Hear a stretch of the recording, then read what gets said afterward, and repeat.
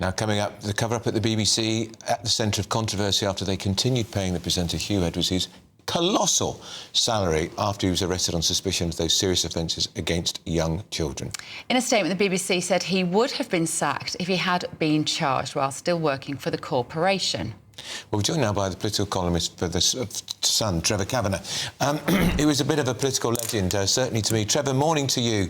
The Sun newspaper, when it took on Huw Edwards last year by exposing the fact he'd paid a 17-year-old, excuse me, £35,000, was attacked from on high by people like Owen Jones, the Guardian columnist, David Yellender, former editor of the Sun, all saying the Sun should be in the dock because an innocent man had been brought to the edge.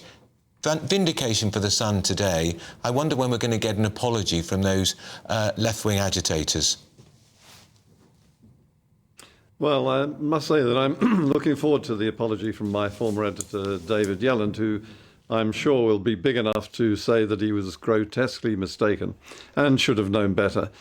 The situation is that the BBC has known about all of the information that we published on Huw Edwards right from the beginning, simply because the parents of the young person who he gave huge sums of money to in return for indecent pictures went to the BBC first and gave them all the information that they would have required, and they were turned away and nothing was done. So they came to the Sun, and the Sun, I think with considerable courage, in fact, decided this was an incident that required coverage, and we put it on the front page. We did not name Huw Edwards at the beginning. That was done by his wife, who said that the man was having a nervous breakdown or some sort of depression or something, mental health issues.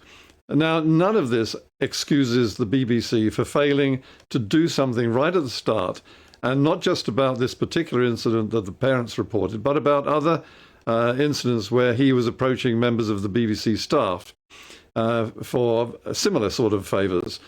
And this was known within the BBC. So the idea that the BBC came to this innocent and with wide eyes, I think, is for the birds. And they have a big case to answer on their failures to deal with an issue which I think has had previous track record with other characters like Jimmy Savile.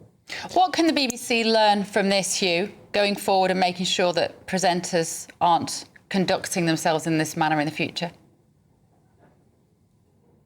Well, I think the very first thing they can do is investigate them properly, thoroughly and independently, and take the action that would have resulted. And I think that the interesting thing is that they have known since last autumn that he was arrested, and the basic facts of this case were known to them from that point onwards, and yet they went ahead with not only leaving him on the payroll, but giving him a huge pay rise in addition.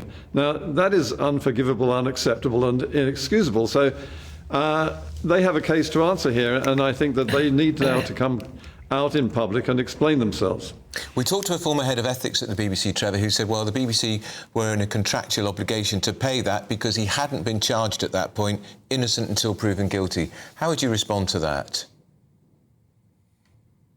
Well, I think that Katie Razzle has already made the point on the BBC's media editor, that the simple fact that he had been accused is no different, really, to the fact that he's been charged. The facts of the case are there. They were clear for the BBC to study and examine, and I think that that was the point at which they should have acted.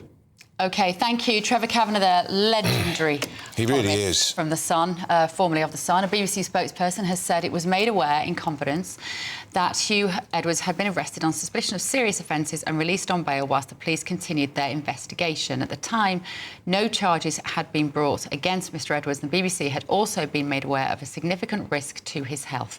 In the end, at the point of charge, he was no longer an employee of the BBC.